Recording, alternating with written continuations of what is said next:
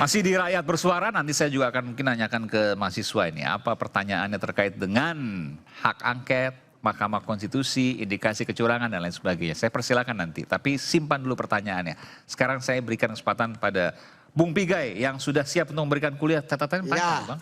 Ini bahan kuliah saya. Saya pernah ngajar pimpinan KPU Republik Indonesia sampai di daerah. Saya yang ngajar pelatihan tentang right and election, hak asasi yang dulu.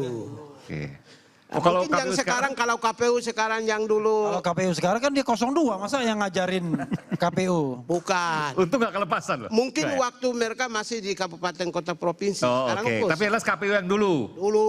Bukan yang sekarang ya. Ini saya penting. ikut mengajar right and election. Jadi biar supaya adik-adik ke sini itu ada ilmunya. Yang tadi kan logika falasi semua itu, complicated logic. Wow, sesat pikir. Nah, jadi yang pertama ini standar Perserikatan Bangsa-Bangsa ya.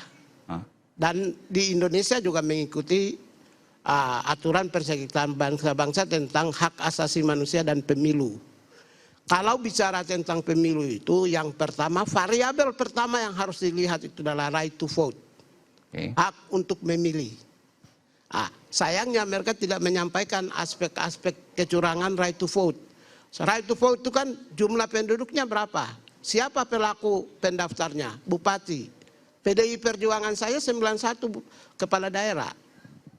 Kan karena jumlah penduduk itu dihitung dari kabupaten kota dan dikirim ke pusat untuk kepentingan dana alokasi umum dan kepentingan suara mereka basis.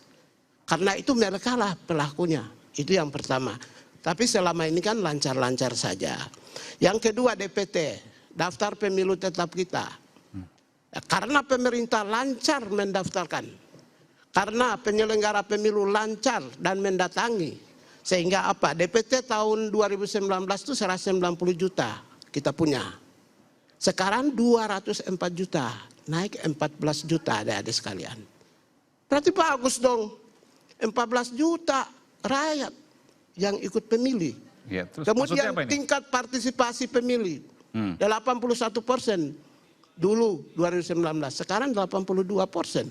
Bagus dong keterlibatan. Kan belum keluar. Nanti Rocky akan mengatakan di Amerika tingkat partisipasi pemilih rendah. Iya, di sana itu masyarakat mengerti tentang demokrasi. Kalau di sini anonim, masyarakatnya tidak paham.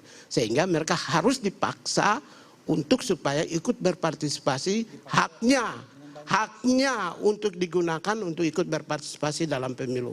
Itu yang pertama. Yang kedua, right to take a part of government. Bagaimana warga negara, rakyat harus dipancing untuk meningkatkan partisipasi dengan negara memiliki kewajiban untuk mendaftarkan dan meminta agar rakyat ikut pemilu. Sosialisasi. Ya. Oke, oleh KPU. Ya. Itu yang kedua. Pertama. Yang kedua, right to take a part of government. Warga negara, kami semua ini punya hak untuk ikut berpartisipasi dalam pemilu. Sebagai pimpinan. Tapi negara sudah close. Yaitu kalau Anda mau menjadi pimpinan, ada instrumen rekrutmen pimpinan. Yaitu partai politik. Hanya melalui partai politik Anda bisa jadi presiden. Kemudian tidak berhenti di situ.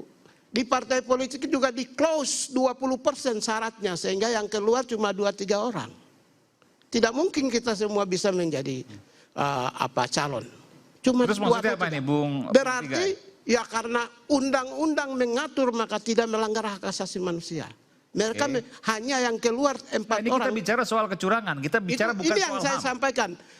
Karena itu apakah terjadi pelanggaran? Tidak. Semua undang-undang mulai dari Mahkamah Konstitusi sampai dengan persyaratan-persyaratan di dalam peraturan perundangan pemilu itu kan awalnya bagaimana memilih, tapi proses pelaksanaannya kan Pigai belum singgung. Tunggu dulu, saya jelasin dulu. Itu yang berikut. Yang ketiga, free and fair election.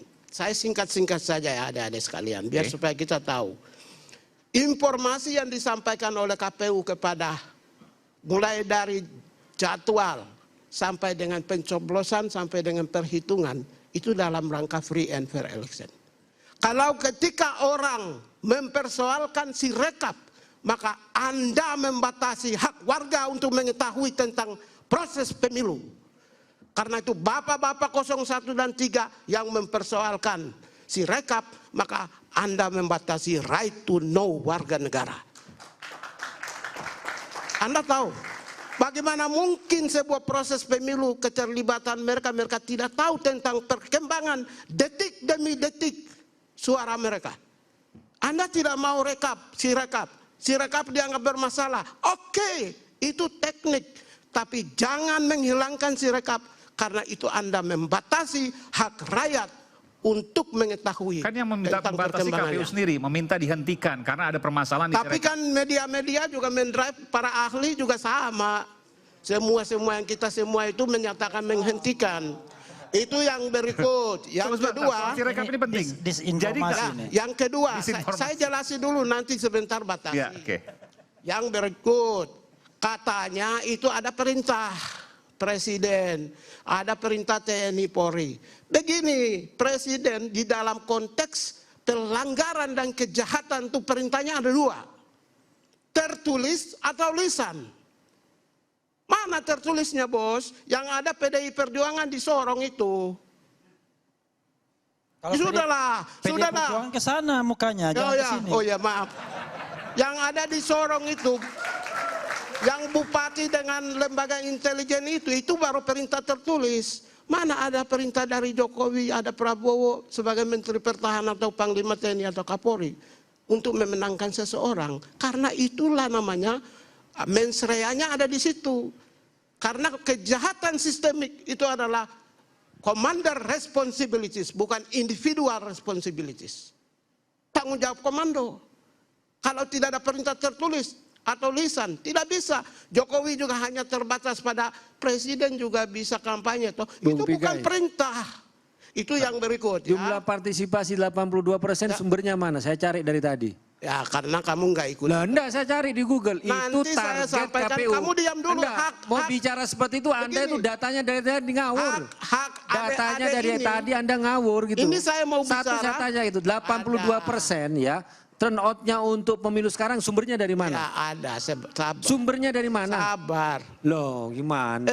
Partisipasi pemilu itu ketika orang Selesai coblos, penghitungan nanti baru ketahuan. ketika orang coblos bukan perhitungan. Anda itu tidak pernah ikut di dalam penyelenggaraan pemilu. 82% pemilih Indonesia dari mana sumbernya? Saya tanya, di mana sumbernya? Saya ketua tim pemantau Dari mana sumbernya? Ketua tim Yang saya cari barusan itu target KPU tahun ini 82% untuk memilih. Itu kamu sudah ngomong. Itu target, bukan hasil. Gimana? Anda membedakan Berarti kan aja Anda data sudah nggak benar. ngomong. Loh, itu target, bukan hasil. Gitu, beda. Kalau Anda tidak mengerti sistem. Pak Pigai, hasil pemilu belum diumumkan. Begini, Nanti kalau Anda tidak 2%. mengerti sistem, jangan asal ngomong. Itu yang namanya logika falasi. Lah, gitu. Baru yang berikut Siapa yang logical falasi atau sesat pikir? Semua. Nggak boleh hanya satu. Ini teman saya. Termasuk Pak Pigai tapi ya? nggak sesat pikir nih? Saya tidak. Oke. Baru variabel yang keempat itu money politics. Begini, kalau money politics itu bukan uang negara. Saya mau sampaikan. Uang partai politik atau kandidat. Mana uang kandidat dan partai politik? Coba tunjukkan. Kalau uang negara itu dalam hak asasi manusia di preambul pertama. Itu menyatakan bahwa the state obligation fulfill on human right. Yaitu hak warga negara untuk mendapatkan pelayanan sandan, pangan, dan papan. Karena itu bantuan sosial adalah hak negara memiliki kewajiban untuk mensejahterakan rakyat. Dalam bentuk sandan, pangan, dan papan. Itu uang negara, bantuan sosial. Kecuali money politik bicara tentang uang sumbernya dari partai politik atau para kandidat. Itu yang berikut. Benar kata beliau. Uang Yang negara, terakhir. karena itu nggak boleh diklaim. Adik-adik sekalian, terakhir. Bantuan pribadi. Terakhir saya mau sampaikan ke mahasiswa. Jangan kita ikut ribut dan sandiwara dalam gelombang yang salah. Jangan mau. Karena begini. PBB, Perserikatan Bangsa-Bangsa itu menyatakan dalam proses pemilu setiap negara pemimpinnya boleh menyatakan state in emergency. Jadi karena ke mahasiswa saya harus fair nih. Ada nggak yang mau nanggapi mahasiswa dari Bung Pigai? Ada yang berani nggak nanggapi? Mau nggak boleh nggak ikut-ikut. Oh ada. Jaket kuning dari UI. Ada ini. Silakan Mas. Dikasih. Kalau nggak ada saya mau jadi mahasiswa. Oke. Nanti dosennya, nanti dosennya. Mahasiswa dulu silakan. Kalian percaya nggak sama Pigai? Saya ngajar Siapa? Perkenalkan diri. KPU kok. Ya, perkenalkan nama saya Sandi dari Fakultas Hukum Universitas Indonesia. Di sini saya ingin menyampaikan juga dari kacamata mahasiswa bahwa mengenai pemilu 2024 ini bukan hanya soal pilpres, soal pileg juga. Kita tahu bahwa selain putusan MK 90 banyak kejanggalan-kejanggalan yang ada.